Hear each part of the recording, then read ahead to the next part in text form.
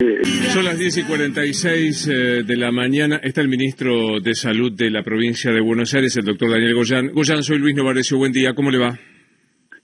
¿Qué tal, Luis? Buenos días. Bien, gracias por atendernos. Estamos casi a una semana, falta el miércoles para cumplir la semana de la cuarentena más estricta. No podemos todavía tener datos objetivos, entiendo, de si surtió efecto o no, pero ¿qué impresión tiene, ministro? No, lo que uno no puede tener un dato así más objetivo es de la disminución de la circulación del transporte público masivo. Eso sí, hay datos concretos. ¿Cómo se va a expresar eso después en términos de disminución de la circulación del virus? Digamos, en teoría debería influir, veremos cuánto, porque también influye cuánta actividad de movilidad y de movimiento intrabarrios se esté produciendo. Y eso por ahí es un poco desparejo y más difícil de medir. Claro. Pero en teoría una disminución importante del transporte público, una disminución del transporte particular y un quedarse más en la casa, que uno visualmente, si lo compara con la primera fase, la fase 1, no es el mismo, hay más movimiento claramente. Si lo compara con esta última etapa de fase 1, lo que pasaba antes, hay una disminución importante. Así que estamos a la expectativa de ver. Tenemos algunos indicios que hay que ver si se terminan de correlacionar con todo nuestro sistema informático y de consultas y de rastreos telefónicos. Estamos observando por ahora, durante 2 o 3 días, pero digo, es muy prematuro, como que hubiera un impacto de disminución de las consultas. Pero, le repito, puede ser que sea una inflexión que luego no se constate después durante los próximos 15 días. Pero me parece muy acertado lo que usted está diciendo ahí. No es la cuarentena dura del 19, pero tampoco es lo que teníamos hasta el viernes de la otra semana. O sea, da la impresión de que ha bajado. Frente a esto, lo escuché a Fernán Quiroz decir que la gente está cansada de la cuarentena. Creo que es una novedad la pregunta, pero se la hago. ¿Está cansada la gente? Y estamos todos un poco cansados de la cuarentena. Realmente es duro, es durísimo a todo nivel sostener una medida de este tipo. Lo que sí nosotros apelamos siempre a la explicación de la sociedad que vea, que constate que en los países en donde no se hacen este tipo de medidas o que fueron mucho más laxas, las economías cayeron casi en la misma proporción, en algunos lugares más, en un poquito menos, pero prácticamente es una debacle mundial. La diferencia se pagó en vida, es decir, ante una misma situación de caída de la economía, y uno lo entiende, porque la economía general cae, pero uno entiende después el caso particular de cada uno.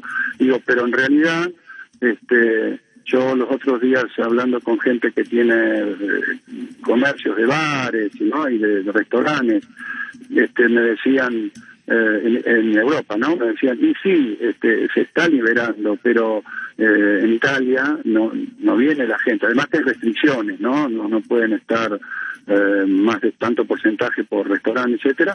Pero además de eso, y la gente como que tiene un temor a salir. Es decir, que aún después de la curva grande y de la cantidad de muertos y todo que sucedió en esos países, está eso de la nueva normalidad, ¿no? Nadie imagina hoy a alguien que lo seduzca salir a hacerse ir en un barco, ¿no? Hacer un tour de turismo en un barco, digamos. Esas cosas las produce el propio temor que todo lo que se vivió y lo que se está viviendo produce en la gente. Totalmente. Da la impresión, estamos hablando con el ministro Goyan de la provincia, da la impresión que uno tiene la expectativa de que el lunes que viene se flexibilice, por lo menos a lo que teníamos antes o un poco más. ¿Esta expectativa se condice con la realidad? El otro lunes, ¿no? El otro lunes, el otro. Sí, tiene razón. Claro. Yo tengo la expectativa siguiente: si la gente en general cumple con esta etapa en la mayor cantidad posible y eso nos impacta positivamente en un aplanamiento o en una disminución del tiempo de duplicación, etcétera, que venimos observando en estos últimos 30 días, creo que se va a poder tomar alguna medida. Siempre estamos hablando del AMBA, ¿no? Nosotros en la provincia de Buenos Aires tenemos 69 ahora municipios que están en fase 5 y solamente 35 que están en la fase 1. Sí, que donde se puede liberar, se libera rápidamente, y aún sabiendo, porque yo escucho también a veces, dice, bueno, liberó y después entró el virus y tuvo que cerrar, y si de eso se trata, se trata de liberar un poco, si se desmadra, volvemos a la fase anterior, cerramos y vamos tratando de modular la curva. Uno no tiene que tratar de abrir la mayor cantidad de actividades sociales, económicas posibles, y si ve que se desmadra, cierra. Es un ida y vuelta, aplicar el freno cuando hace falta. Por eso en la provincia tenemos 70 municipios que están bastante bien, tuvimos 4 o 5 esta semana que no tenían casos y empezaron con casos, y volvimos a fase 4 y a fase 3 en algunos, y así lo vamos manejando, ¿no? Es un hecho que el AMBA, ministro Goyán, va a seguir siendo un conjunto, quiero decir, no me imagino que dentro de 2 lunes la capital tenga más flexibilidad y la provincia no, ¿o sí? Nuestra opinión es que el AMBA es una única jurisdicción, diríamos, epidemiológica. Es decir, que deberíamos tratar de seguir con la mayor expectativa posible. Fíjese, pero no es por... yo considero siempre que el AMBA debe medirse con todos los indicadores como una sola cosa, ¿no? Porque es lo que nosotros hacemos en el AMBA bonaerense. Yo sé que el partido, fíjese que en esta semana estamos observando incipientemente que empieza a estancarse un poco el crecimiento en el primer cordón y empieza a crecer en el segundo cordón y un poco en el tercero, que es lo que dijimos siempre, la mancha de aceite, ¿eh? Esto es epidemiología pura, cómo se va corriendo hacia los distintos cordones. Vamos a ver si esta evolución sigue, porque hay mucho que aprender de este virus todavía. Nosotros vamos a hacer algunos estudios muy científicamente elaborados, con mucha precisión, en barrios populares, en donde después de una eclosión, se intervino fuertemente, pero no ha vuelto a haber otra eclosión. Es decir, aparecen casos, pero no explosivos. Tenemos que entender todavía mucho de este virus, saber con qué porcentaje de gente inmunizada o qué pasa para que en lugares donde hay una explosión de casos, como Nueva York, si lo llevamos a lo grande, ¿no? Claro. Después, en el mundo científico todavía hay mucha especulación sobre por qué, ninguna certeza, pero por ahí nos acerca un poquito a poder conocer esto, y esto nos daría la certeza de cómo podemos llegar a nuestra primavera y a nuestro verano, ya por ahí con otra expectativa. Sí, total. La alerta de ocupación de camas en provincia, en el AMBA en general, pero en provincia en particular, ¿está en qué estado? ¿Amarilla, naranja, roja? ¿Cómo está? No, en provincia, si uno mira el conjunto provincia, yo estuve inaugurando camas ahora en Navarro el sábado, estamos bien, a nivel provincia tenemos más de 5.000 camas, estamos bien, ¿no? El asunto es que hay 1.000 y pico de esas camas que están en el interior de la provincia. ¿Por qué las hemos seguido reforzando? Porque normalmente había tanto déficit de camas de terapia intensiva para otras enfermedades en el interior que todo venía hacia el conurbano y hacia La Plata.